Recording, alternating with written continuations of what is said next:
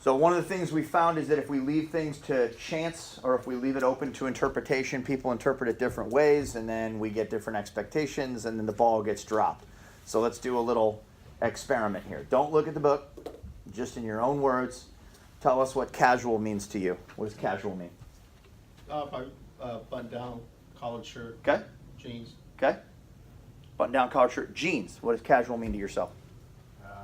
Depending on where I'm at, if it's in my area of operation, Silicon Valley, it's going to be probably maybe a casual button down, jeans, and What's a casual button down? not like a dress shirt. Not like a, I don't know, like not like a. The dress definition shirt. of chocolate is not chocolate. So what is it? Maybe a. Let me rephrase the question. You have a subordinate, and you tell him, tomorrow I'm going to need you to dress casual. Now, without telling him, what do you expect him to wear? A button-down collared shirt, probably dark jeans, and shoes that aren't too worn. They can be tennis shoes as long as they're professional. Okay. What's casual mean to yourself? Jeans and a t-shirt. Jeans and a t-shirt. Okay. So we got differing definitions there, right? Just three guys, and I presume if we went around the room and we asked everybody, we'd get even more definitions, right? Okay. So New York City's right there. What does casual mean in New York City? Slacks and a button down. Slacks and a button down? What does casual mean in New York City if you work in the fashion industry? A suit. Does it? Sports coat. Or do we want to see how much flair you have? Cardigan. Right? Maybe. Maybe. What does casual mean in New York City if you work on Wall Street? Armani suit. So that's the same city. We're not even talking about region now. We're talking about the same exact geographical footprint, but just what your job is. Yes? Yeah.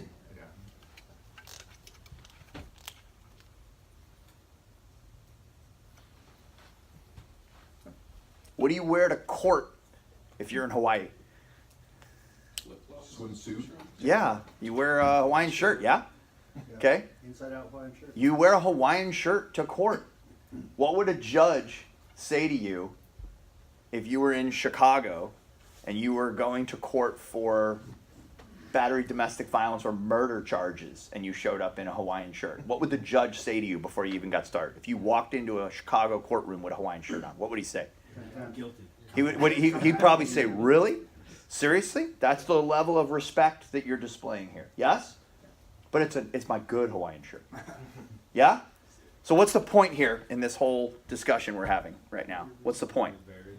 It varies, and it doesn't just vary based upon what your job is and what your geographical footprint is, but you see everybody's got a differing definition. And so consequently, if you as the agent in charge of the detail, you say, guys, tomorrow, casual, and suddenly show up and I got a guy in jeans and a t-shirt, and I got a guy in a Hawaiian shirt, and I got a guy in slacks and a button down, and we're all over the place, and they say, yeah, bro, you said casual. Yes? By their way of thinking, they're all correct, but whose way of thinking really matters? Maybe the client. Yes? So as the old saying goes, don't expect, inspect. So before I get into any of the definitions of this stuff and talk about anything, I'm going to give you guys a helpful little piece of advice on how to do this, okay? If you're the agent in charge, you tell your agents to take their clothing that they're going to wear for the next day or whatever it may be, with the exception of their underwear, but do include their socks, and have them lay that clothing on the bed and snap a photo of that clothing. Does that make sense? So pants, belt, shoes, socks. Why the socks? Because they might be socks with marijuana leaves and neon green color. Who the hell knows? Shirt, tie, if there's a tie, etc. And the reason for that is many different layers. If we're not wearing a uniform style of clothing, this can also help Doug and I from showing up with the exact same thing on, where we come down and say we're not supposed to look identical, but we inadvertently do look identical. You guys understand that? Okay? So, that being said, dipping in, what is the mission? What is our mission? What are we doing? What are we trying to achieve? And what is the assignment that we have, right? So let's ask a question about somebody, for example, like U.S. Secret Service, okay? So what do you wear? What are you supposed to wear? Suit, no tie? Suit and tie? No tie, right? So let's say you're with the Secret Service and you're a protection agent.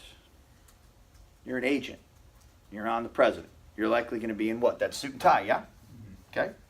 Let's say you're with the U.S. Secret Service and you're part of uniform division. What are you wearing? You're a cop. You're a federal cop. So you're in what? Your cop outfit, right? Oh, wait a minute. What are you? Are you a bike officer? You might be a bike officer. At which point you're what? You're wearing the Bumblebee outfit, correct? You guys know what I'm talking about? Yellow over black? Yeah? So you don't get hit by cars? What if you're with the Secret Service and you're with the counter-assault team? What are you wearing then? Oh, now you're wearing tactical gear, right? So you're wearing an overt, whether it be dark blue, black on black, many, many pockets, all kinds of mesh and Velcro and buckles and all that kind of crap. Yeah? You don't see the protection agents in the same clothing necessarily as those counter-assault team guys, right? What if you are, surveillance detection? Yeah? Or you're a covert agent. What are they wearing? Could this guy be dressed like a homeless guy? Could this guy be dressed like a plumber at a rally? The local 234th Union, and they're at a rally wearing polo shirts with monogram toilets and sinks on them because they're with the plumbers. So that's just one organization, the Secret Service, and we're starting to get into a whole bunch of different combinations of clothing, uniforms, outfits, and you're supposed to be in covert mode, and you show up, but you got the 512 tuxedo on, as we call it, right? And the 511 pants with your 511 shirt, with your 511 boots, and your 511 watch, and your 511 hat because you spent over $100, right? You got a knife clipped here, you got a flashlight here, and a big G-Shock watch, right? Yes? Yeah, exactly. But I'm covert, right? Got it. Awesome. So, how about the environment? And some guys fall into this trap. There's a lot of folks doing protection that just believe, no, if you're a protection agent, you need to look the part. And that part involves wearing a suit and an earpiece, even if you're working alone. I don't know who you're talking to in the earpiece if you're working alone, but you need to have an earpiece. Maybe it's to trick people into thinking there's an army waiting in the parking lot or whatever that is. But we see that. You see guys wearing that at a swimming pool. It's 120 degrees outside. They're in a suit. Why are the beach? Why they're doing that, I don't know. I have a theory on it. My theory is that it's part of the show. It's part of the production. And we don't see wealthy people do that. We see rich people do that. Rich people want the show, the crowd of, these are my guys that are back here with me. Threat specific. So if the threat is at a certain level, might that cause us to plus up on our equipment or body armor or the type of vehicles we have, if we have specific information about stuff? Yeah, absolutely. That can happen. Let's talk about the functionality of clothing. So first off, concealable. If we're going to be carrying special equipment or weaponry or anything along those lines, you are going to have to alter your wardrobe accordingly. Where's my law enforcement officers again? Where are you guys at? Okay, so of course I'm not talking about you, but I'm asking about cops you know. How many of you guys ever seen that cop who has that suit that he wears to court that he maybe had in junior high, and looks like his kid brother's jacket, and it's way too small for him, and the buttons are about to explode across the room, and it's terribly. You guys know what I'm talking about, right? So if we're going to be carrying additional equipment and that sort of stuff, it needs to be concealed. It needs to be covered up. What conceals firearms best? Dark patterns. Dark patterns. So if we had a white shirt, a solid white shirt concealing a firearm, radio, etc., the contours that the shirt is going to take as it falls on equipment is it's going to take on the shape of that item, and the shadow that it makes is going to generate high visibility of that. So darkness helps, and then patterns, lines, angles, etc., that helps take and break that up even that much more. Having to plus up on the wardrobe, going up in size. No disrespect to the cops, one of the most common things that we see with law enforcement officers that wind up having to go concealed is it's just, well, I got my duty holster, I'll just throw a garment over my duty holster. A duty holster is not a concealment holster.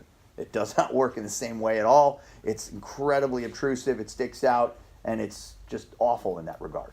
So going down that path, not to mention the training and the safety of going down that path.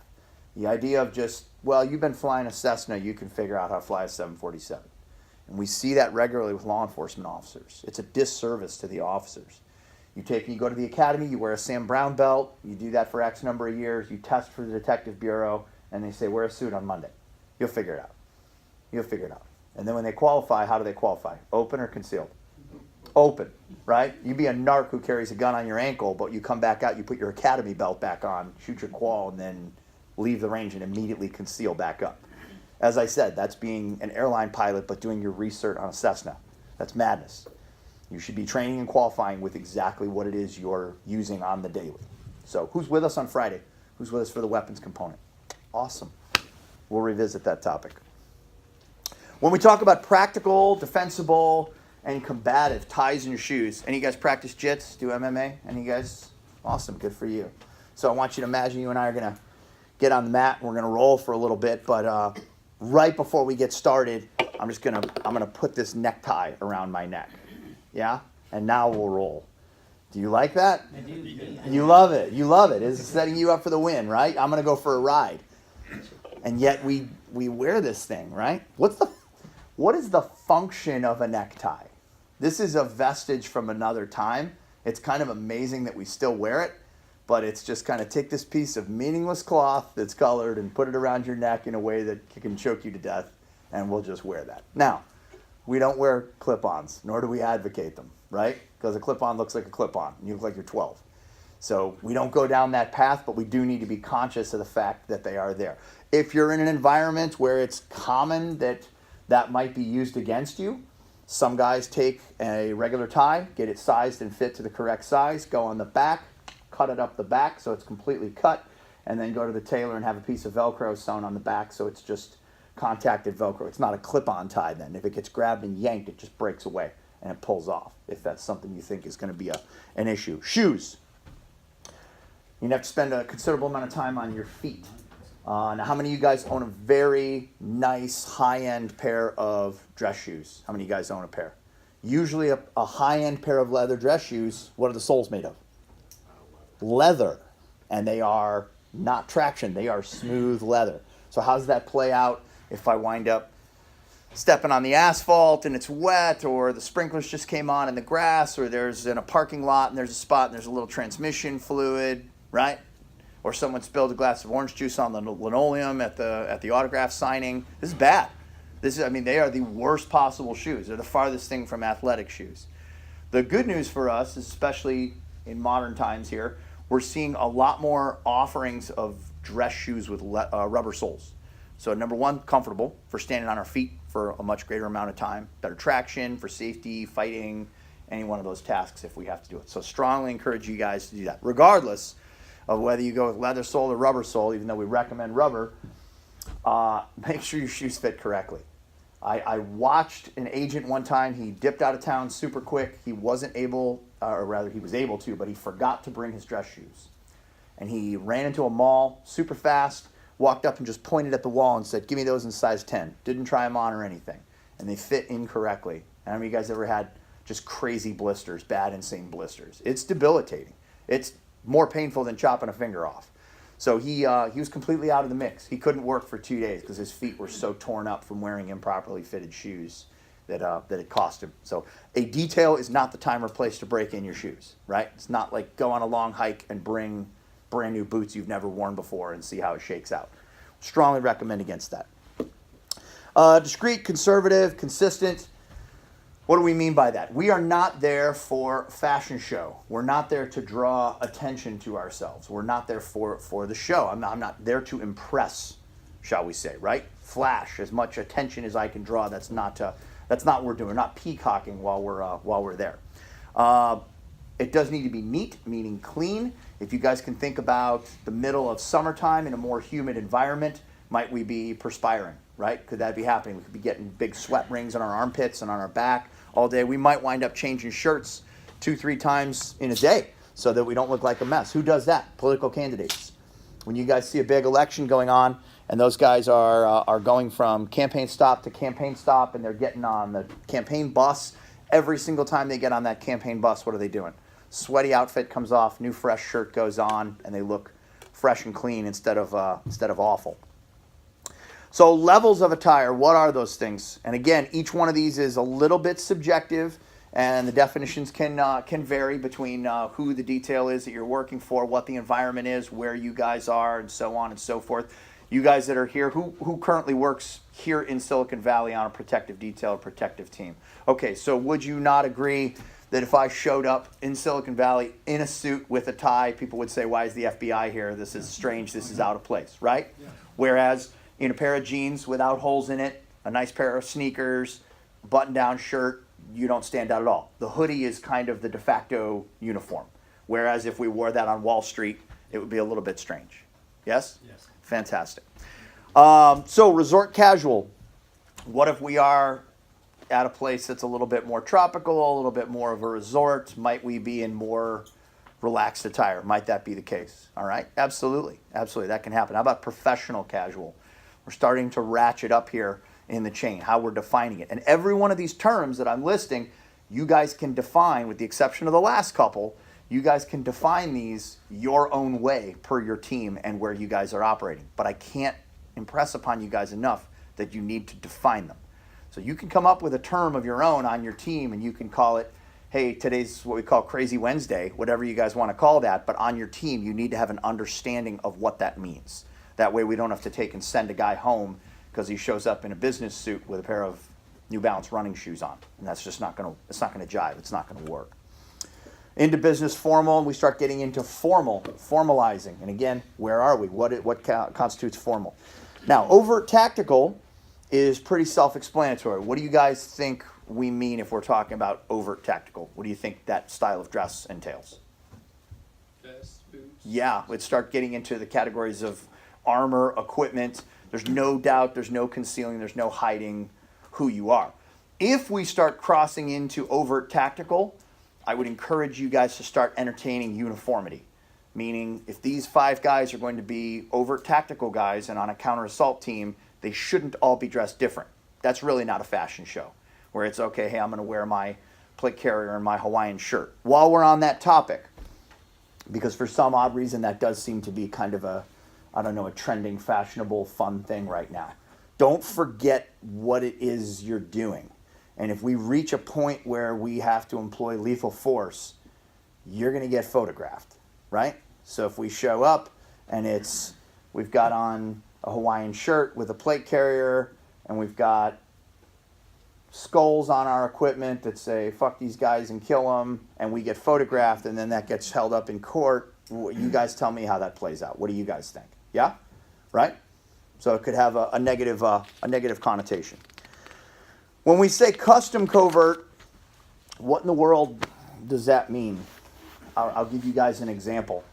And it's not nearly as sexy or intriguing as you guys could think it would be. We did a large fundraising event. It was a big philanthropic event where some high net worth folks took over an entire resort, essentially, the whole place. But they still wanted a low visibility presence. So they wanted us there, but they didn't want to see much security. But we've got 60 or so of the wealthiest people in the nation all in the resort at the same time. So we've got a ton of agents there. How do we manage this footprint and not look overt?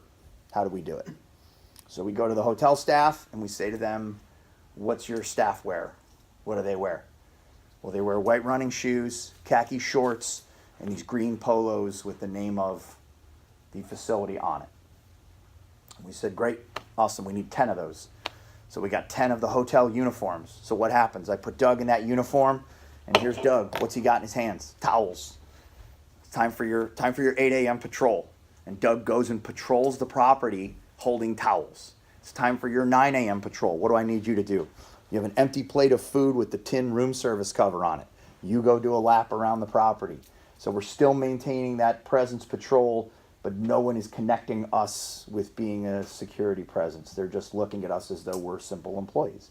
And what's our uniform? Our uniform is the hotel uniform. It has nothing on it that connotates we're doing protection or security. Does that make sense to everybody? Okay? Fantastic. Top of page 14, we already talked about the notion of coordination with our teammates. So if we want to look the same way or we don't want to look the same way or whatever, we just need to have a conversation, right? Comms is everything. It always comes down to that. Let's touch on grooming here. A few things about grooming. So first off, haircuts.